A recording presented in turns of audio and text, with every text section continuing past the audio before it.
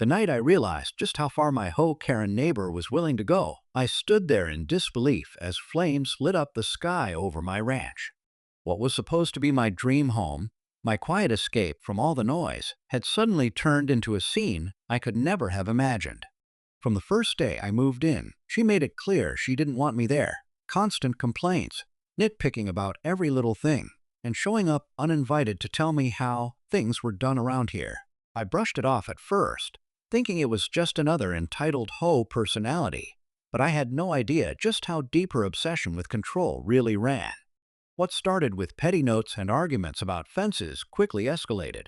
She hated that I didn't bow to the HOA's demands, and she hated even more that I stood my ground on what was legally mine.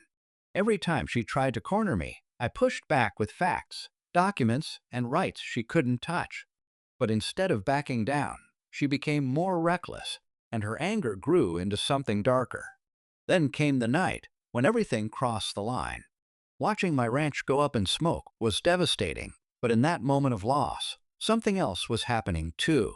Because what Karen didn't know was that every step she had taken, every threat she had made, and every move she thought was hidden, I had already been documenting.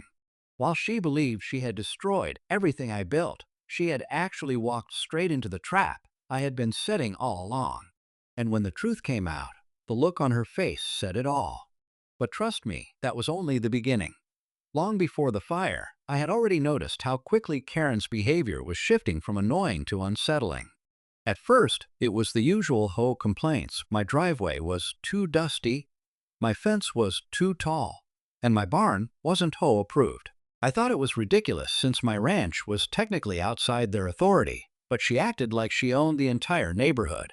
I tried to stay polite, even friendly, but no matter what I did, she kept pushing.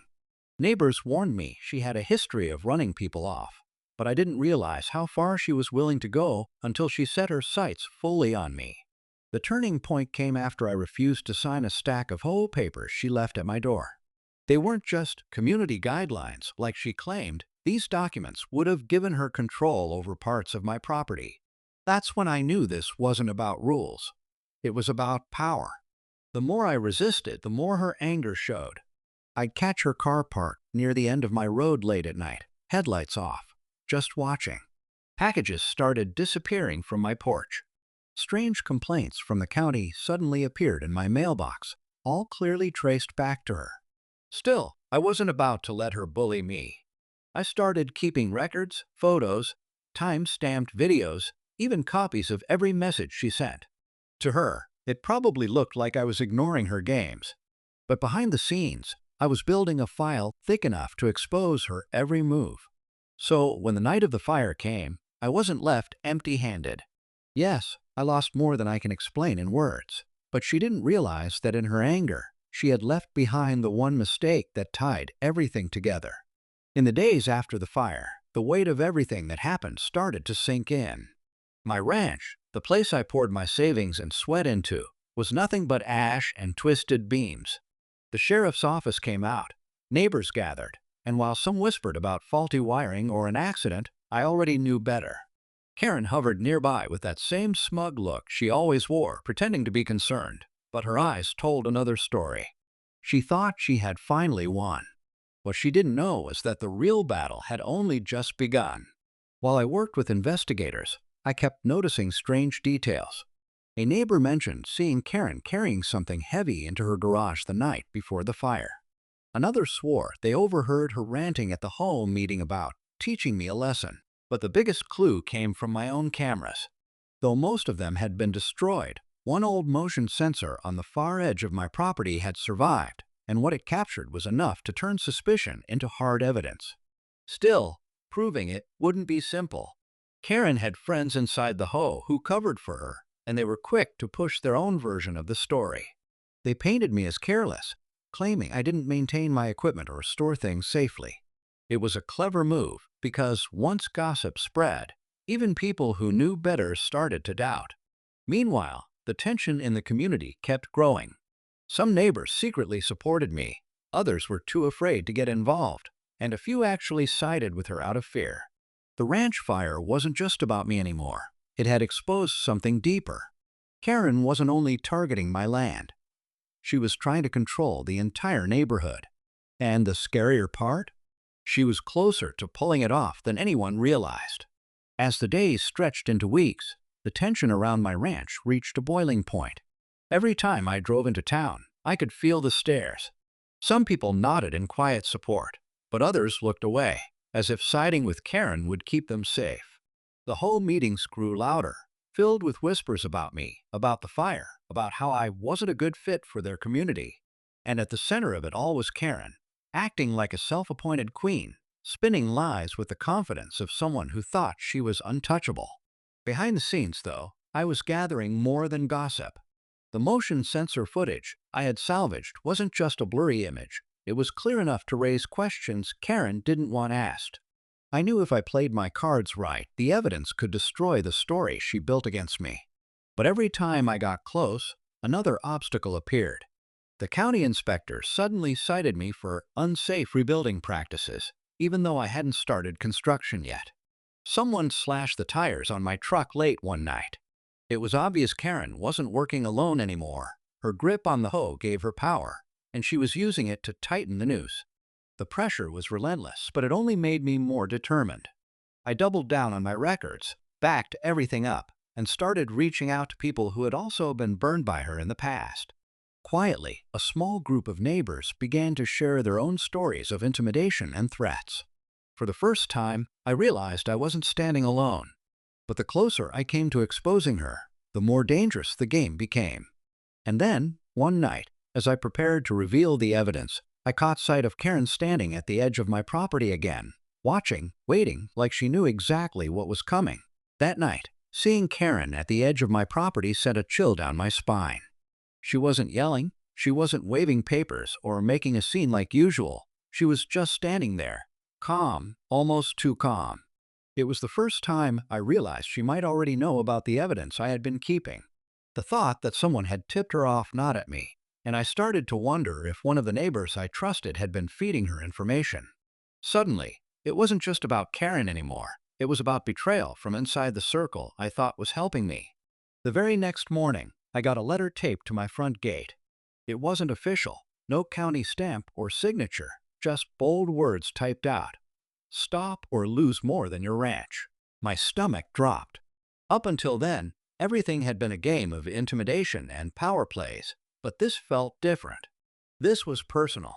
Karen was no longer just fighting for control of the hoe. She was threatening my livelihood, my safety, and maybe even the people who dared to stand with me. When I compared the note with older ones she had left, the style didn't quite match. That's when it hit me. Karen wasn't acting alone anymore. She had managed to pull someone else even closer into her scheme, someone willing to escalate things in a way she never had before. And the deeper I dug, the more it became clear this was bigger than a neighborly feud. There were hidden deals in the whole books, money trails that didn't add up, and suddenly I wasn't just fighting to clear my name. I was uncovering something that could shake the entire community. And just as I was piecing it all together, Karen made her boldest move yet.